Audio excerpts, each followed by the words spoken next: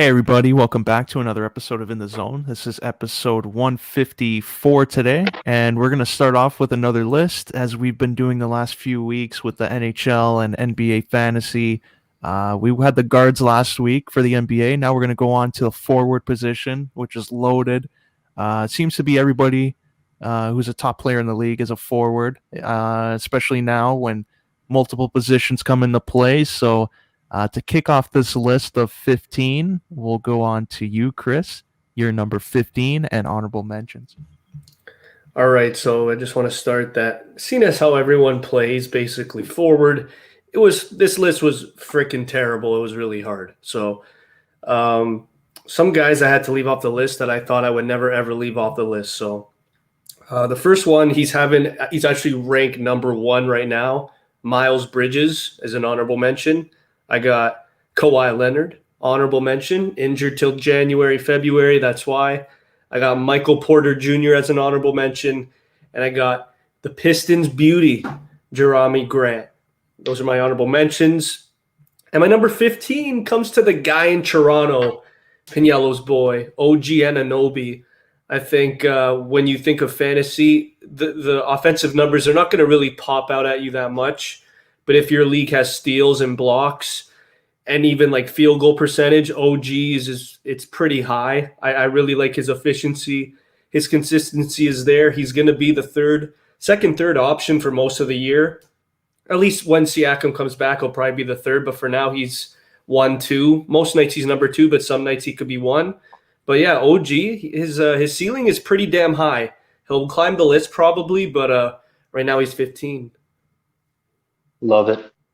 Honorable mentions, so many names here. I'll just name a few. I got Grant as well from Detroit, RJ Barrett, and Zion Williamson, who's not starting the year because he was sponsoring fucking KFC and Wendy's over the summer. So no one knows when the hell he's getting back in the lineup. Number 15, I'm sticking with that, from the Raptors, OG Anunoby. Everyone's saying this is the year he's going to break out offensively, whether it is or whether it isn't. Like, regardless, he's still going to fill up the stat sheet. Worst case scenario, like 15, 16 points. I think he's going to be a little higher. Yeah, he does it all. Steals and blocks really move him up. I think it moved him into the list for me. So still only 24 years old. Best is yet to come. OG Anunoby at 15. Yeah, I got the same honorable mention there with Bridges.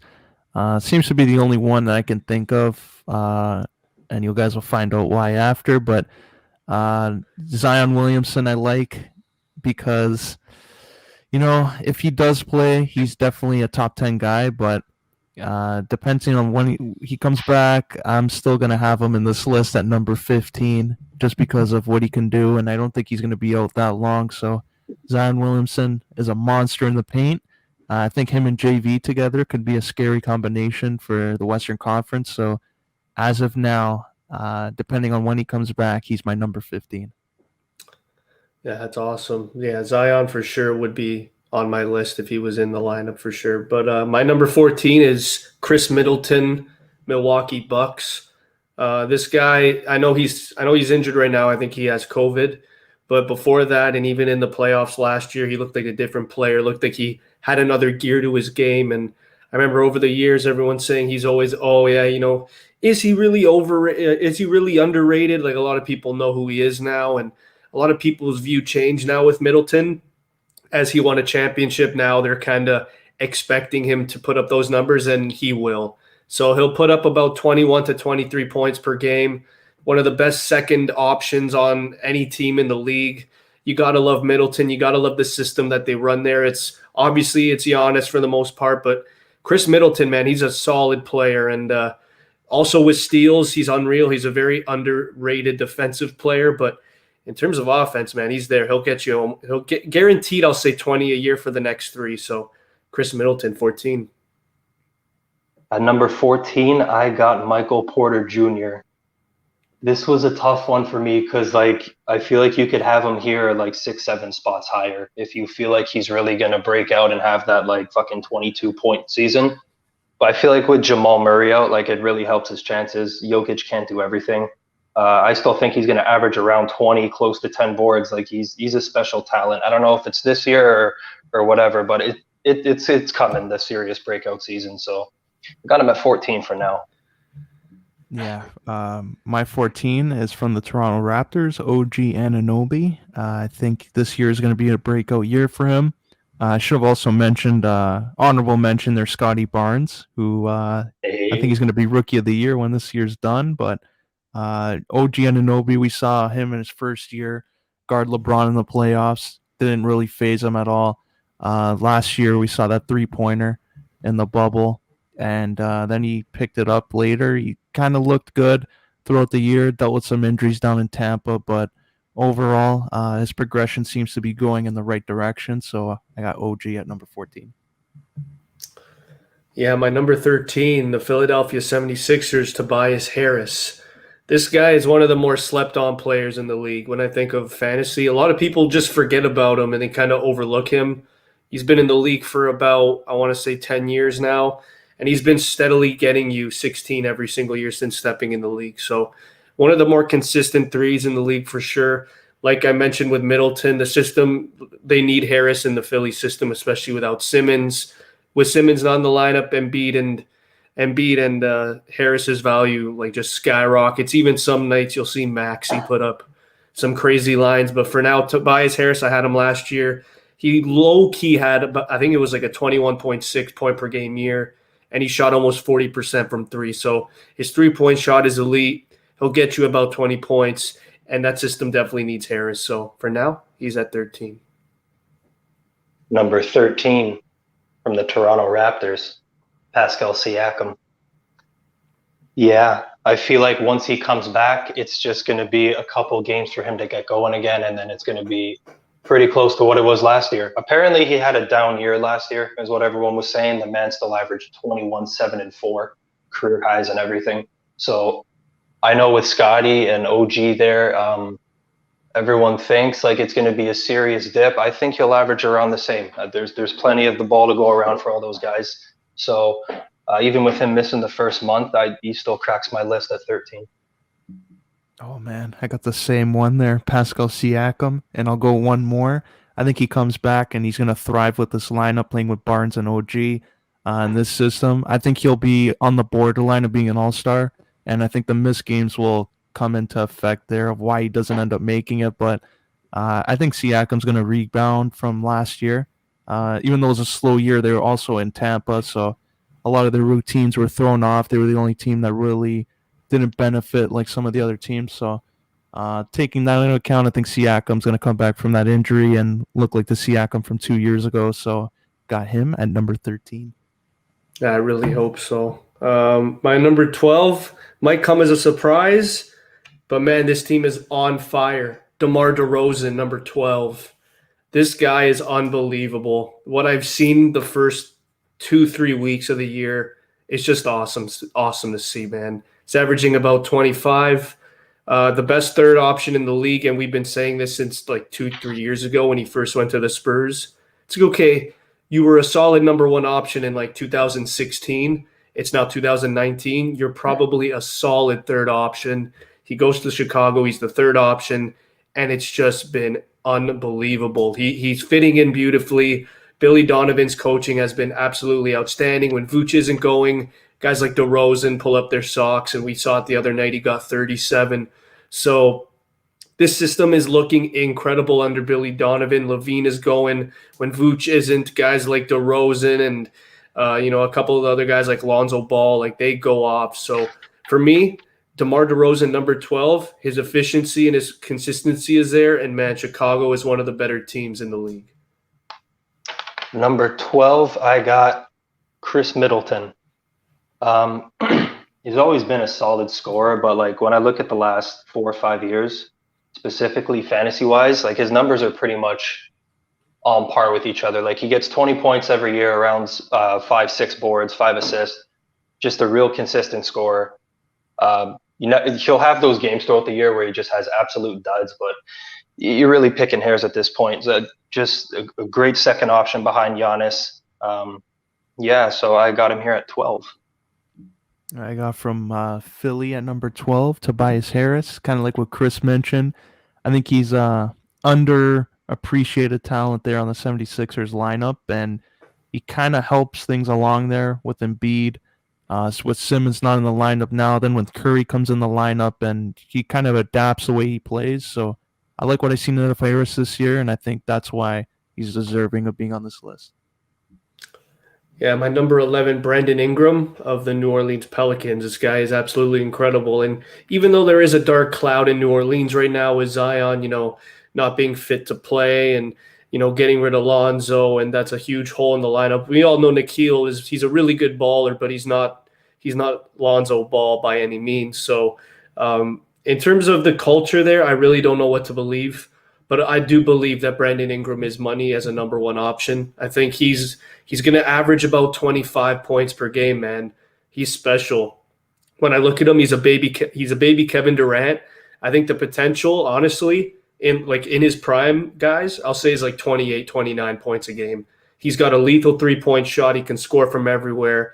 Also defensively, he's there. He'll get you some steals. He'll get you some blocks. He's just money. I got Brandon Ingram at number 11. At number 11, I got Tobias Harris. Yeah, pretty much everything you guys said. Just a real solid, consistent scorer. I think with Ben Simmons out now, they're going to need him a lot more to step in. So, yeah, I didn't know where to put him in this list. Honestly, this guy threw me off. So I have him here at number 11. Yeah, this where it gets a little bit tough. I got Ingram at 11, just because I still think when Zion comes back, that's when we'll see Ingram settle in his role. I think he has to do too much with Zion out of the lineup, but from what we've seen so far, I think he's still showing signs of being that complete player in this league and a leader there in New Orleans. So I got Ingram as number 11. My number 10, you guys had him in last week's list, Jaylen Brown. This guy's going to get you about 25 points a game, 24. In my opinion, he's probably a top 5 secondary option in the league. Like that duo is just unbelievable. One of the biggest fans of them, and I hate to say it because, of course, it's Boston, but Jaylen Brown, man, such a great player. I want to say ever since maybe Kyrie left, that was when Jaylen Brown went from averaging 16 to 22 to 24. So Jaylen Brown, man, huge step in his game. Absolutely love him. Like I mentioned with Ingram, he could score from anywhere. I think he's a lot better defensively though than Ingram, Jaylen Brown. And yeah, man, he's just an absolute gamer. I got Jaylen Brown here at number 10. Number 10, I got John Collins, who originally I had him a few spots lower, but I look at the way the Atlanta Hawks are set up with him and Shrey kind of dictating how most of the game goes. He's a guy I look at, he could probably get 21 and 11 this year. He's got a scary skill set, a young player, 6'9", very athletic, super mobile. Him and Shrey, he's probably the second most important piece over there. Super fun to watch. Hopefully he can play because I think it's his 5th year. He's had 2 years already where he's missed half the season. So still getting his feet wet in the league. I got him pretty high at number 10. Oh, my number 10 from the Chicago Bulls, DeMar DeRozan. I think once he signed on with that team, he kind of changed the whole culture, him and the big baller brand, Lonzo Ball. He's a guy that he really changes everything. A lot of people like to look over the fact that Lowry, when he came to the Raptors, wasn't exactly the best player to deal with. DeMar set the tone in the dressing room and kind of led by example. Everybody wanted to work out. Then in the summer, they took everything more seriously. Lowry took his game more seriously, and we saw what happened. So I think if DeMar wasn't on that team and setting the tone, maybe Lowry wouldn't have been having the career he had after and taking everything more seriously. So got DeMar at number 10. I think he's doing the same in Chicago with Zach LaVine and Vucevic. He's teaching them how to get some results. So DeMar DeRozan, number 10. Awesome, man. I love it. Number 9, John Collins. Atlanta, when I did the fantasy last year, when we did the big pool last year, and I saw how high John Collins was. At first, I was like, okay, that seems a little high. He was ranked like third round, like 21. And then I watch him play, and he's special.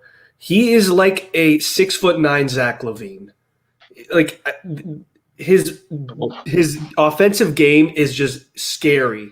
Like you mentioned, Pagniello, 21 and 11. Do you know how good a stat that is? Like nobody can, only the elite centers can get those.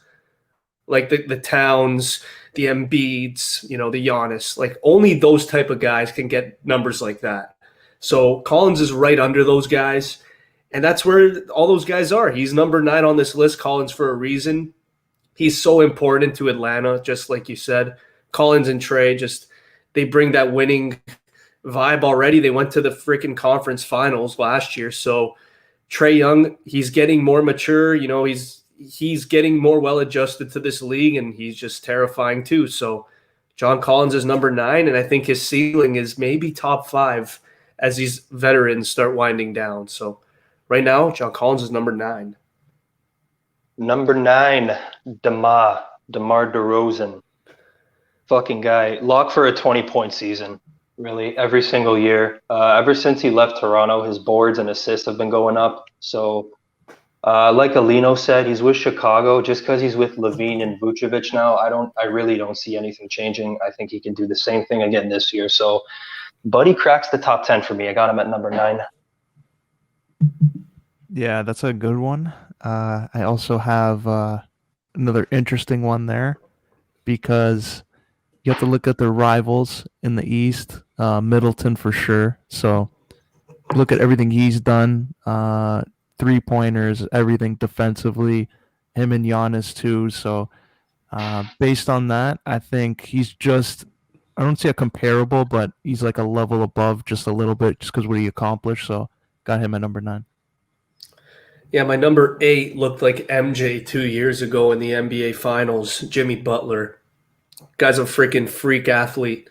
I remember that run. He just looked magical. He played almost every single minute. It's like they didn't take him off. They literally kept him on. You good? Yeah, I'm good. Okay. He's one of the best teammates in the league. I remember since that incident in Minnesota, they tried painting him as the villain, and everybody quickly just realized how great of a teammate he is and how devoted and dedicated he is to the game. And you got to just love it, and you see it in the stats. His steals is up every single year. I think he's always about top 5 for sure in steals.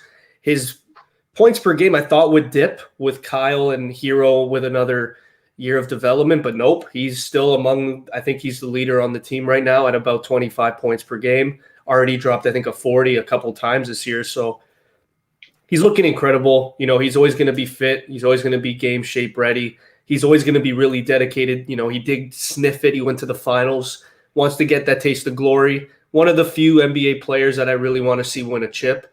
So Jimmy Butler's number 8, an absolute gamer. Number 8, Jimmy Butler. Everything you just said pretty much. But I honestly, I wanted to put him 2 or 3 spots higher because I do think this is the year guys like Hero, not so much Robinson, but he will have those games where he has like 8 threes. Maybe Hero and Bam will dominate a little bit more. I think Butler's points are going to drop a little bit more.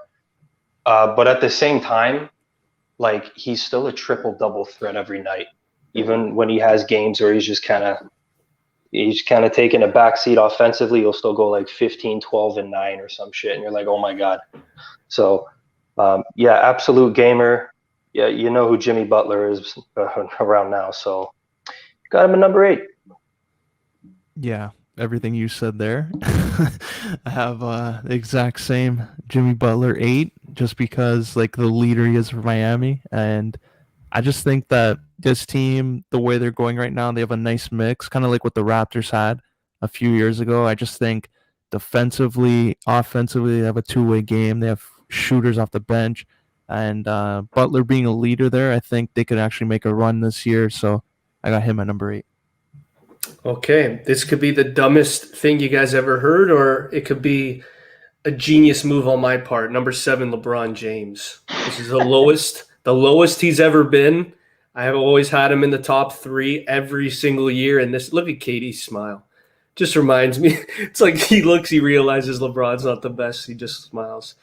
But we're getting off topic. But yeah, him at number 7 to me is just, it sounds stupid coming out of my mouth. But, Father Time is undefeated, and this is year 19. They got Russell Westbrook, who's always been ball dominant on any team he goes to. He's a triple threat. He's a triple-double threat every single night, LeBron and Russell Westbrook.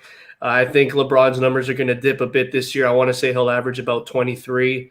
He'll do like 23, 8, and 8, which is still absolutely incredible. But I don't know with how many games, honestly. I want to say he'll play about 55 to 65. I don't see him playing more than 70 this year, and I think that's going to take a toll on his fantasy value. But I wouldn't be surprised if he made me eat my words and was top 3. So for now, he's number 7. Number 7, his former teammate, Brandon Ingram, who's averaged 24 points 2 years in a fucking row, and no one seems to talk about it because I don't know if he's in New Orleans or it's because he plays beside Zion, but whatever. Everything you said about him before, just if it's not within the next year or two, it's eventually coming. He's just such a great offensive talent, such a unique skill set. With Zion out of the lineup, it does boost him up on my list a bit. Like, it's his team. I think he could score 28, 29 up until he does come back. And his boards and assists have been going up every year. He's literally running the show over there. So I think regardless, they're a nice 1-2 punch, and he'd be doing it whether he's in the lineup or not. But yeah, for this time around, I got Brandon Ingram at number 7. Oh, my number 7 is John Collins from the Atlanta Hawks. This guy's a complete package. He can rebound like crazy, and he's even against guys that are much bigger than him. He still can win that battle. He can hold his own in every position, guard on the wings, score to the level that he's a nice complement for Trae Young. So I think he can actually, as the years go on, it might not be too crazy to see him go into the top 4, but he's definitely deserving of a top 10 list, and he's my number 7. Number 6, from walking meme to almost MVP, Julius Randle. Guy's a freaking baller, man. Oh my God. I had him last year. I remember I was so iffy on it. I took him and I'm like, I don't know if I should have taken him. The guy averaged like 25, 8, and 6 last year. Was one of the better players consistently all year. Played almost every single game. The guy's an absolute machine. Even this year, you would think, with Fournier and Walker going there and another year in development of RJ Barrett and Derrick Rose, you would think that Randall's numbers would go down. But nope, to start the year, still doing the same thing. He's a triple-double threat every single night. I thought the ball wouldn't be in his hands as much, but turns out that every play basically runs around Julius Randle. And he is an unbelievable number 1 option. And Max Kellerman, it's like you put that jinx on him, and he turned it around, made you eat your words. I got Julius Randle at number 6. You know what? He might even deserve to be higher, but for now, he's there. Number 6, I got another walking former meme, Paul George. Yeah, no Kawhi, no fucking problem. I think he's probably better suited when the team's around him, when he's the number 1 option. We saw that a lot in Indiana. He was just absolute beast mode over there. But and then late in the playoffs, he really dragged them far in that fucking run with not much help. But I really do not like the way this team's constructed. Paul George has got to carry so much of the load. Serge Ibaka hasn't played a game this year either yet. So, like, it's the Paul George show over there. That got him at number 6. Yeah, same with me. I have Paul George there, and no matter how much people make fun of him during the playoffs and the regular season, he's a really good pro, a really good player. So Paul George is carrying the load while Kawhi's out of the lineup. So I don't think it's too crazy to have him at this spot. It's just in the playoffs is another story. So hopefully he's 99% comfortable with Kawhi coming back in and taking him in that spot, because once Kawhi comes back, you know what the role is going to be. He's going to be that secondary scorer. He's going to have to rely on Ibaka to come back and be that defensive help. So Paul George needs just to adjust after and adapt, but right now he's definitely in the top there for forward positions. Number 5, I got Domantas Sabonis on the Pacers.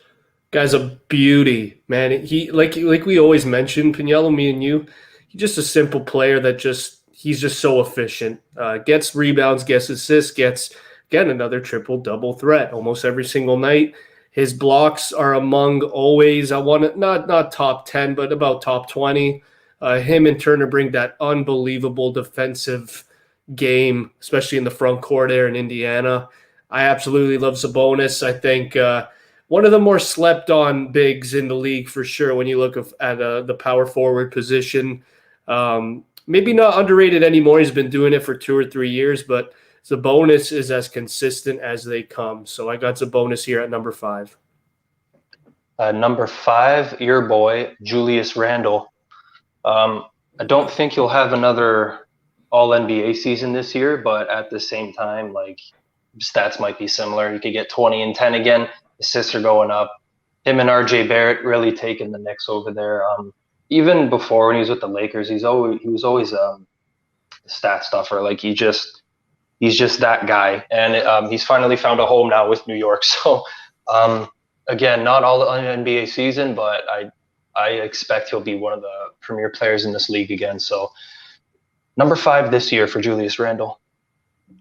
Yeah, I also got Julius Randle at number 5. I think he surprised everybody last year, really put his name in the mix for an MVP. He's the man there on the Knicks, and rightfully so. It's about time that he finally got respect. We saw him on the New Orleans Pelicans, what they did when all those young Lakers players got traded for AD. He thrived over there, and now he's doing the same thing on the Knicks. So Julius Randle has really come into his own as a player, and it's nice to see. So number 5 for forwards. Number 4, the Paul George show. That guy's a straight-up baller. He's looking like OKC Paul George this year so far. Just one of the more elite players in the league when you look at scoring as being that number 1 option. He'll get you, I want to say, almost 30 if it's just himself for I know there's some nights you'll see guys like Reggie Jackson get like 35, which is hilarious, but gotta love those guys. But for the most part, you're going to see Paul George pull up about 20 times in a game, and he'll put up about 30 consistently. So I have Paul George at number 4. I think he's going to be in the top 5 when it comes to the end of the year in points per game, and the Clippers' success heavily relies on him. So I got them being a playoff team, due in part to how great Paul George is. So he's number 4. At number 4, I got LeBron James. I think I'm with you with the games. I think he's going to play definitely no more than 70, somewhere in the 60s. Even if he low manages like throughout the game, let's say he pulls a fucking Giannis and he only plays like 25 minutes, LeBron still triple doubles even in those games. Kind of like what I said about Butler. Even if he's not, if it's a game where you're like, okay, this is Anthony Davis's game, LeBron just throws him the ball. He'll have those games with like 13 boards, 15 assists, but he's still taking it easy. So even at 37 years old, shit, I got LeBron at 4. Yeah, my number 4 is going to come as a bit of a surprise. It's a man who's known for the load management thing. It's Kawhi Leonard, and this is why. Yeah, he tore his ACL. He's out for most of the year, but let's not pull this aside there. Once he comes back in the lineup, he's going to remind everybody who the real man is. And you look at all 3 of these guys in this picture, he beat them all in the playoffs recently. LeBron, when he was in San Antonio, was a little baby in the league. He did that to him. KD, remember when he tore his Achilles there against the Raptors? Was on the court there, probably sizing him up. Kawhi Leonard.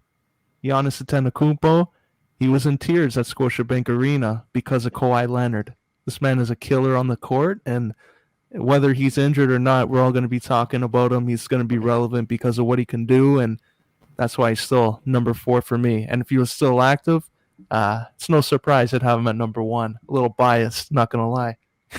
What a legend. Legendary take there by Aulino. My number 3 is Jason Tatum on the Boston Celtics. Guy is scary. He's getting better every single year defensively, and you could easily see it. Jaylen Brown and Jason Tatum are just probably the scariest wing combo in the game, other than LeBron and AD, obviously. But, you just think of how great Jason Tatum has become. He went from 15 points per game to 18 to 21, now to 28. And it looks like he even has more to prove. He goes out there every single night, and there's some games he'll drop like 5 of 20. But you know what? That's basketball. Some nights, you can't get them all in every single night. But Jason Tatum will consistently get you about 25 points, about maybe 9 boards and 6-7 assists. His field goal percentage is also pretty high when it comes to forwards. So when it comes to straight up scoring and just being a flat out baller, the guy that taught him was the late, great Kobe Bryant. I got Jason Tatum, number 3. Absolute beauty. Yeah, I got Tatum at 3. The scary thing, too, is that he's going to his 5th year now, 5th or 6th year. Like, he's still a young kid. He's still learning how to play the game, really, as talented as he is. I think, was it last year he went through a fucking humongous growth spur? He went up to 6'10". Everyone lost their mind. And yeah. So yeah, and like, with Kemba leaving, I'm not saying he wasn't always the leader, but like now it was always him and Brown's team. But yeah, with Kemba going, it's definitely definitive now. Him and Smart, that's a nice little young core 3 they got. So Tatum and so many of these other young guys for the next 10 years are going to be leading the way. So I got Jason Tatum at number 3. Yeah, I also have Tatum at 3, and it's no surprise, like Boston's turnaround as soon as he came in there, what they were able to do. Kyrie Irving, when he was in the lineup, it was kind of taken away from their development because they were all so young and they were all growing together. And then when you have Irving in the mix, I don't think it was the best fit for him. And I think as soon as Irving left and they changed their team around, it really became Tatum and Brown's team, and we saw what they've been able to do. So I got Tatum here, and he's still going to develop even more, which is scary. Yeah, my number 2 is Kevin Durant. It's pretty obvious from this point on. Kevin Durant, though, he's going to average about 28, and I'll say that's the minimum. But now with Kyrie not playing, I mean, even what I've seen early on from James Harden, he'll get you about it looks like his points per game has dipped quite a bit. I don't know if that's just him not shooting as much, not getting the foul calls, but I think he's only averaging 22 right now. I think it's going to go up, obviously, but KD is the number 1 scorer, especially late in games. You could tell that Harden always wants to find Kevin Durant. So Kevin Durant's going to average about 28, 8, and 5, maybe even more assists. Like we mention all the time, his 3-point percentage is 43%. One of the best shooters in the game. One of the most dominant scorers ever. Kevin Durant, number 2. Yeah. KD, number 2. He's back. As long as he's healthy, I think you pretty much, you know what you're getting. He's the best pure scorer in the game. Some would argue he's the very best player in the game. Yeah, I don't care that he's 33 or that the fact that he had a torn Achilles a couple years ago or that he was low managing last year. It's Kevin Durant. I think he'll average 28, 29 points this year.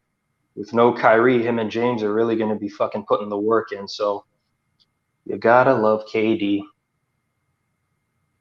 Yeah, this is a spot where I have a joint number 2 just because I don't know how long they're going to be playing all year. Like we're already seeing now KD with Irving out of the lineup, how much he has to really step up. And I think Brooklyn's going to take a cautious approach with them and see as they get closer to securing a playoff spot. Once it comes time to February, I don't think we'll see KD play all the time. And same thing with LeBron. We're already seeing LeBron. He had the injured ankle and all that. So I think with Melo in the mixer on the Lakers, we'll see him probably play some more minutes down the stretch. So because of that, I see LeBron and KD playing the same amount of games when the year's over. It's not going to be a full 82, and that's why it's a toss-up for me, why they're both number 2. Yeah, my number 1 is Giannis Antetokounmpo, the greatest player that we have ever seen, at least resume-wise, under 30. This guy has been dominating the league since he was 22, just steadily improving, getting most improved player. then getting all defensive team, I think, as early as 14, 15, and never looking back in that category. Back-to-back MVP, finals MVP. He's got the chip now. He's only 27 years old. This is, I think, his 8th or 9th year. He is the Greek freak. He will get about 30, 12, and 7. Good God, he's a monster. His fadeaway shot, his jump shot, and his three-point shot, man, they're getting – it's not where it has to be an unstoppable force, but – I mean, he's taken those steps year by year. He's getting a little better every single year, other than the free throw line. But with his three-point shot and his jump shot, it's steadily getting better, and that's the scariest part about Giannis. So he is the best forward in the NBA. Yeah, same dude. Giannis, number one. I don't know what scares me more, like the fact that he's only 26 or the fact that he doesn't play half the fucking game. Because you look at his game log, he only plays in between like 26 and 32 minutes. And they're like, oh, well, he'll kill everyone the first half an hour and then just kind of they'll pull him. So, yeah, it just dominates in every category. There's really not much to it. He's been dominating the last – you could argue he's MVP every year. It's just because they don't want to ruffle any feathers, I guess. So last year they're like, fuck it, we'll leave Giannis out of this. But he really is the best player in the game. Absolutely dominant. I can't believe I'm saying this. He is like the perfect mix of a LeBron and Shaq. Like that's what Giannis is. Like that's, and I know that sounds ridiculous to say, but that's what Giannis is. That's exactly what he is. So Giannis is. You know what else he is? 1-0 in the finals. There it is. He's a freaking legend. Yeah, nothing more to add there. You guys nailed it. But Giannis, like, just imagine this guy. He's a monster. Imagine him. You're standing in the paint as a center, and he's charging at you, going to the basket. What do? I'd move out the way and say, here you go, sir. Enjoy. Do the Kyle Lowry charge. Let's go. Oh, man. Imagine. Break your nose in the process. Was there any debate on this one? No. I think if KD was like the KD before the injury and he played 82, then maybe. But like right now, like he can't ask him to do too much, especially after a serious injury like that. I'm surprised he even played it like that much last year. But yeah, it's one-sided debate right now, I think.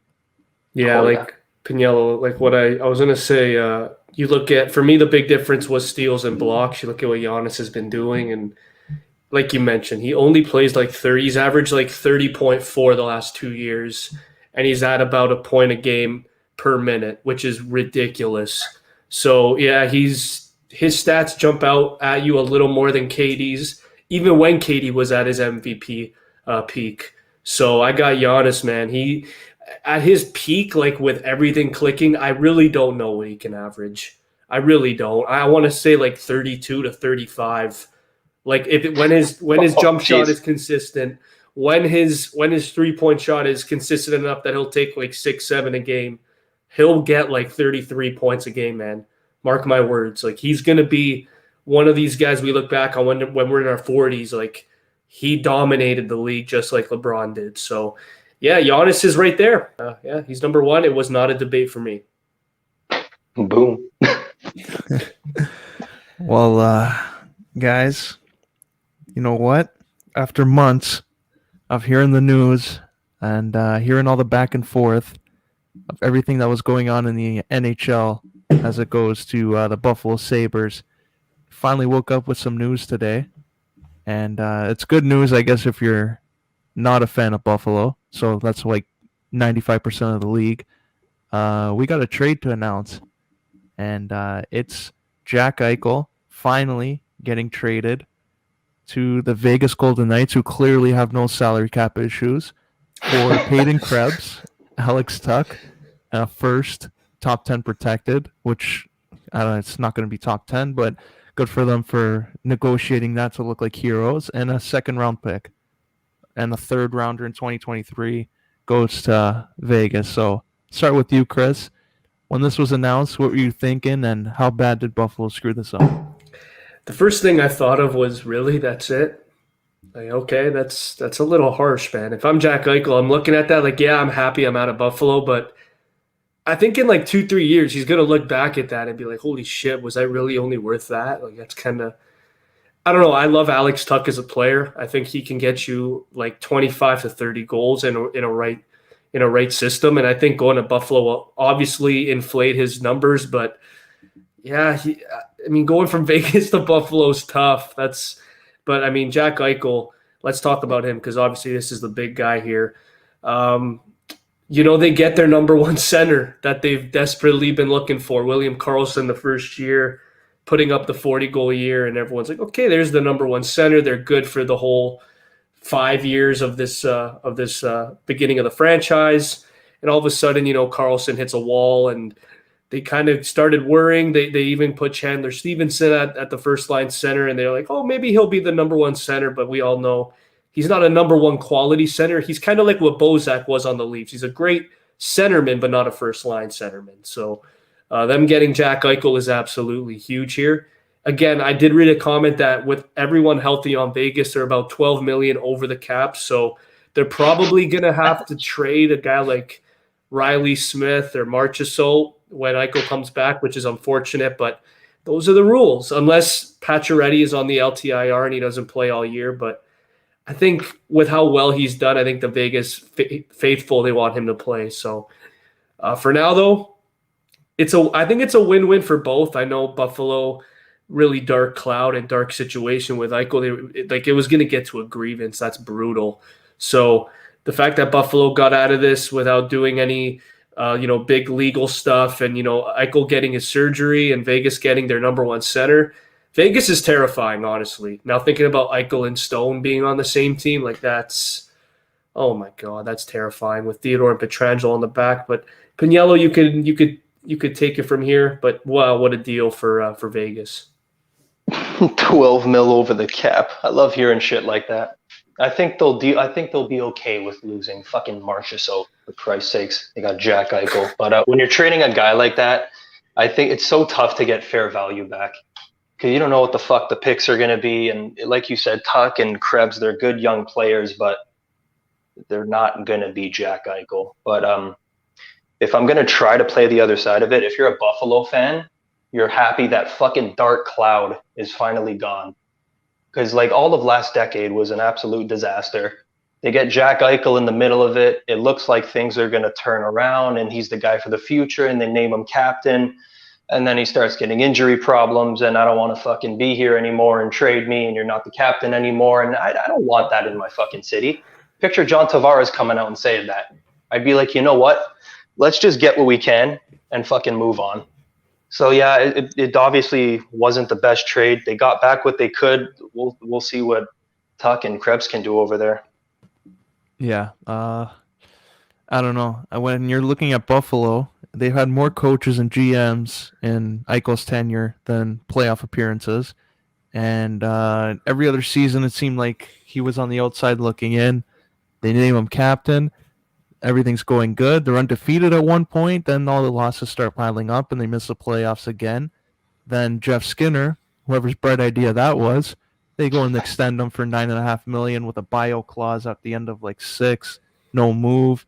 And if they buy him out now, then they're looking at being even worse in the cap. So the GM clearly did his homework there. And looking at the team now, you have Krebs and Tuck coming in, and I just don't know what they're going to expect out of everyone else. Like Okposo is still there. Looking at the back, Dahlin is there. Poor guy. Gergensons is there. Gergenson's the all-star. Rasmus Asplund leads their team in points. Yeah, it's rough. Oh, yeah. I don't know what the hell they're going to do, but good luck to them. Best of luck. It's fun. The Leafs are going to be piling on the pressure against them, get some 2 points here and there, get some easy wins. And Vegas, this is the thing they should do. Go look at Tampa and say, Eichel, we're going to sit you in a room. You're going to get the surgery, and you're not going to come back till game 4 of the first round. And they're going to win the cup. All right? Does that sound like a plan, Eichel? Okay, good. You'll practice in like March. You do your thing. You come back to us. We'll get a doctor lined up and ready to go. And we're good to win a cup this year. You know what this trade reminds me of?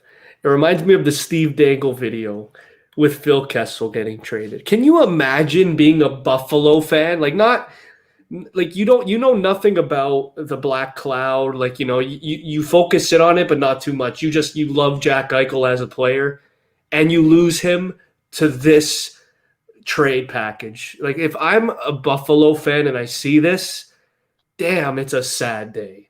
Because you're not getting a player like Jack Eichel for a long time, Buffalo. Oh, man. Like, Jack Eichel, you guys know I'm such a big fan of his, especially Pagniello. Like, I think he's a top 5 offensive player in the league when everything is clicking. He had 82 and 68 on Buffalo 2 years ago. Take that in. Think about that. Think about how bad Buffalo was that year. And he had well over a point a game. Now he's going to Vegas and playing with Stone and Pacioretty. What is this guy going to produce? Is he going to put up 95? Is he going to get 40 goals? Like, this is the biggest question mark is how the surgery goes and obviously his recovery. But like, you're trading a guy that can arguably win the Art Ross for Tuck Krebs at first and a second. Okay. You desperately got rid of him. I mean, the package in Calgary must have been brutal if you're accepting this. No? I heard they had Kachuk in the trade. I guess that was a bluff. I don't know if they were actually going to do that. I wouldn't if I'm Calgary, but like, I guess I'll ask this to you guys, especially you, Aulino. Like, what do you think Calgary's package was if they didn't accept Calgary's? Because I don't know. I love Tuck, but this isn't it for me. For Eichel, this isn't it. Yeah, I think it was solely based on potential. I think they looked at Krebs, they looked at Tuck, and they're saying, you know what, maybe in a couple years there'll be 2 all-star caliber forwards, and maybe Calgary just offered Lindholm, who is a proven guy now, but you don't know how he's going to come in and play with some of the guys on Buffalo. So I think they did this solely on potential rather than guys who are proven in the league, and I think it's going to come back to bite them. And I think, like, Calgary, they really should have got Eichel, because just imagine the rivalry with Edmonton. You had the first overall, second overall that year. Fuck. For the longest time, those two were, like, people were debating on who was going to go first, which is crazy to think now. But Eichel McDavid could have been something for the Alberta market, and we're going to lose out on that. They probably tried to fucking feed them Sean Monahan. And then right away, they're like, you know what? We're just going to kill it here. You're not serious. It's just, I look back on trades like the Kessel one, and I look at this one, and I look at like the Mark Stone one a couple years ago, and like, you're trading these guys because either you have to or you won't be able to afford them. But like, I even said to a buddy at work the other day, when they traded Mark Stone, yes, they got Brady Tkachuk, Stutzel, like it's going pretty well, right? Like the sky is pretty blue right now in Ottawa. It's not too bad there, but you're never getting a player like Mark Stone again in that organization. You're not. He's so good. He's so freaking good. Never again. He's just unbelievable. What he would lead the league in takeaways every single year. He was over a point a game 3 of the 4 years on Ottawa. Just absolutely incredible player. You trade him, and look what happened. Look how it turned out. Brandstrom is requesting a trade now. So it's just, you look at some of these trades, and some of them are pretty even. Like, you look at the potential approach here with Krebs, first-round pick. But it's Jack Eichel. He could easily win you a cup. If you guys were maybe a little patient, maybe you did what he asked when it came to like recovering from injuries, maybe he wouldn't request a trade. But you know what? This is the situation. It happened with Mark Stone. It's now with Jack Eichel. Now they're on the same line, and they're going to torch the league. So not only did you miss out on McDavid recycle, but Buffalo basically got rid of one of the greatest that Buffalo's ever had for almost chips and dip.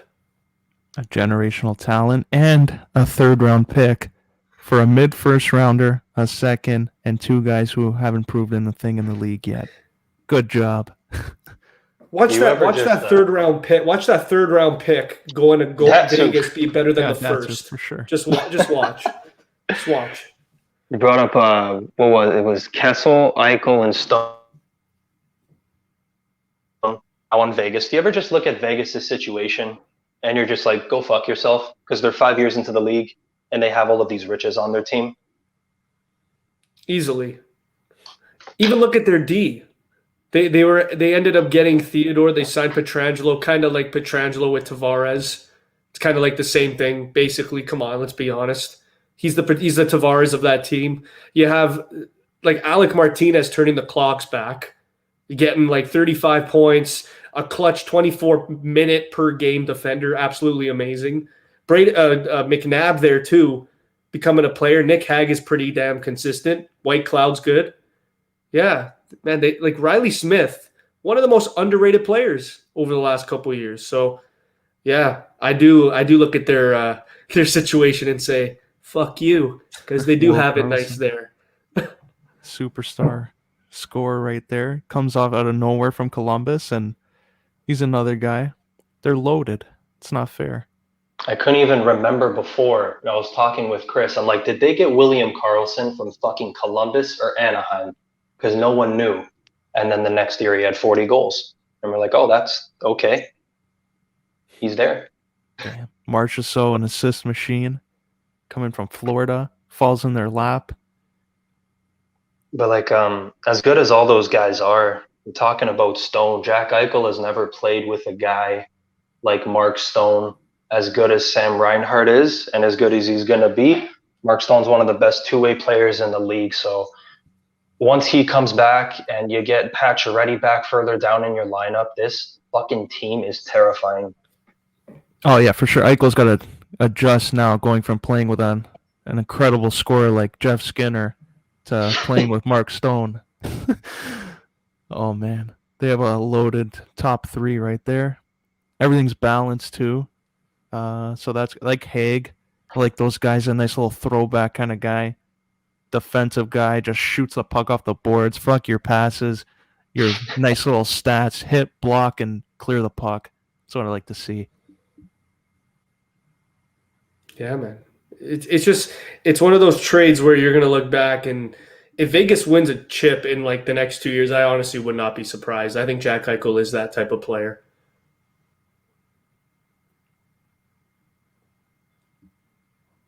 Now it's a big question. Do the Golden Knights beat Colorado with this team right now, or is it going to be a slow build to that? Take it, buddy. I think definitely helps with Eichel. I think either way, they're going to be two of these teams. I feel like they're going to meet in the playoffs for the next few years. But hypothetically, this year they run into each other. I'm taking the Colorado Avalanche. Ooh. Yeah, I was going to say this year specifically, I'll take Colorado. I think McKinnon he's just that monster, man. He's out of all the guys that are on Vegas, no one is better than Nathan McKinnon, and even Rantanen is one of the best players in the league. Like Stone is probably right under Rantanen when I look at wingers and the value to a winger in this league. I know, like Pagniello, I'm a firm believer, man. I don't think they're ever getting a player like Mark Stone ever again. Like, he is absolutely incredible. Easily on Team Canada for me, no doubt about it. Not even a question. I know there's like a lot of great wingers that are Canadians, but he's on the team 100%. But yeah, like you mentioned, when Eichel comes back, so I want to say healthy, ready to go. Let's say next year, Aulino, but the big three in the West will be the Golden Knights moving forward, the Avs, and obviously the Edmonton Oilers. I think those three teams specifically are going to be dominating the West for years to come. And you know what? I got a bone to pick with some of the little radio analysts trying to be a little snarky this morning. Was listening. They're saying, "Oh yeah, now with Eichel off the board, there's no real clear star available. Just gonna avoid and look over Phil Kessel like that. Disrespectful." So now that Eichel is on Vegas, do you think Colorado moves back to Arizona and tries to get Phil again? Ooh, you take that one. I think so. I mean, there's not a lot of. I know that they've been linked to Hurdle too, and guys like DeBrusk. They want that depth winger that will get you like 4 solid clutch goals in the postseason. Phil could be one of those guys, but I think they circle guys like Hurdle a little bit higher than Kessel. But yeah, Kessel's AAV is what? I think it's $1 million or $2 million under Hurdle. So it depends on which approach they want to go. But I do think they should go after Hurdle the most. I think that would just absolutely blossom their team. It would strengthen their second line to that other level. Imagine Hurdle Kadri. Oh my God. Absolutely terrifying. But even Phil, if you have Phil on the second line with Kadri, that's Goalie easily skull. making Colorado a fan favorite on the west side for me for sure. I've always been a big Colorado fan, but man, adding Kessel and Kadri, that's bringing back old Leaf vibes, and I'm absolutely loving it. I mean, Aulino, I would love to see it. I think, you know what, though? I think Phil's much more realistic. I can't picture Colorado trading for Hurdle. And then would that be like a one and done thing? Because they got a lot of guys over there, and they're a little like Colorado's cap situation. They're kind of getting a little fucked now. Thomas Hurdle's not exactly like if I trade him, I want him for the next 5-6 years. So like if they were to bring him, I feel like Kadri would be on the way out. Yeah, I only said that because I saw he's like number one on the trade bait board. Apparently that he's being actively shipped out of San Jose. Man, he's fucking crazy. It's too bad because like him and San Jose behind all those old guys at the time, and you're like, yeah, just wait for Thomas Hurdle. And then the second he finally like takes that step, the team's just total ass. So him and Colorado on the second line, that would be fucking killer. I think he's in the same situation. Oh yeah, so I think he's in the same situation as Duchesne was a couple of years ago when he still had that gear when he went to Columbus. I think it's going to be the same scenario with Hurdle. So he'll be with Colorado. I think it's like a one and done thing, like half a year, and then he'll go somewhere else. Oof. Right. You think San Jose is going to turn it around, though? Because right now they look actually pretty good. Like, do you think this is just a nice little start, or are they maybe not a playoff team, but I don't know. When you look at their roster, like they do have guys like Carlson, Burns, Hurdle, Couture, like I don't know, I'm still 50-50 on that. Or else I would say, yeah, Hurdle going to Colorado makes sense. I want to say overall, I want to say no, just because like they would have to keep Hurdle and Meyer, and like hypothetically, Burns and Carlson would have to be healthy all year. A lot of their young guys, when you look at their team now, this is the rebuild. So everyone's kind of the last few guys from that last era, I guess, are going to be on their way out. And I honestly, when I look at their team, like Eklund, like Cogliano's there, it's not looking that good. Benino's on the third line. Jonathan Dahlin's a nice player, but yeah, James I don't Reimer. really see playoffs for them. Fucking rhyme time saved us a bit, but I'm not seeing it. Yeah, Aulino, I don't see it, man. This is just a fad. This is just a hot start. Couture, great player. He's not going to get a point a game. He's never been a point a game player. But he's an absolutely tremendous two-way centerman, but he's not going to get you 80 points. Timo Meyer's another guy. Looks like he's slowly taking a step forward and being that dominant power forward. Very skilled, too, for his size.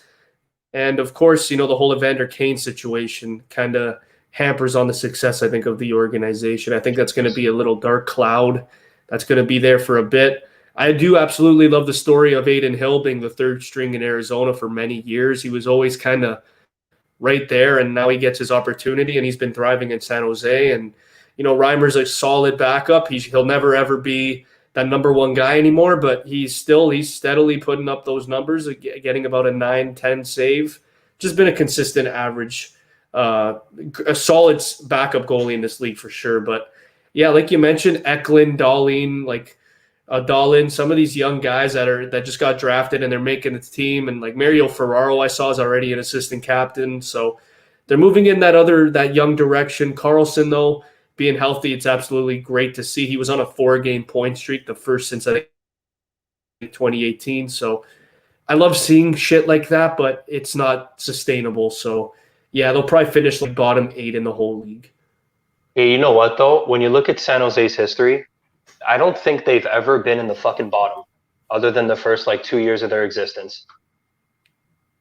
They make the playoffs every single year. When you from the 2000s specifically, look from the 99-2000 season, I think they've missed maybe once or twice.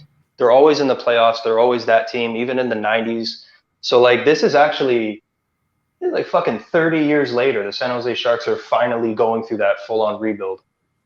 Yeah, because they played conference finals a couple times. Calgary, 2004 or 3, I think, when they played San Jose. Calgary went to play Tampa. I remember that year. Man, I don't know. It's just kind of surprising for me. Like it's usually not. It's usually every 5-10 years, maybe. It doesn't matter what team the situation's in. Like it's gonna happen. The rebuild with San Jose, even when they missed, they were always like they missed by a point or two, and they still had Thornton and Marlowe, and that's fucking crazy to me. Just now, after 30 years, they're doing this full rebuild. Yeah, it's nuts. Boom. Well, that was another exciting episode. We finally got a Jack Eichel trade after all these months of thinking, is it going to happen? Is he leaving? Is he staying? Is Buffalo going to actually allow him to do a surgery and come back? But guess they finally traded him. He got his wish. He's going to be on a contender now, so good for Jack Eichel. Maybe we'll see him pick it up again, have a successful year, successful stay there in Vegas. Hopefully stays out of some gambling trouble there while he's off the ice, but he'll have a good time on that Vegas strip, so good for him. That's another episode.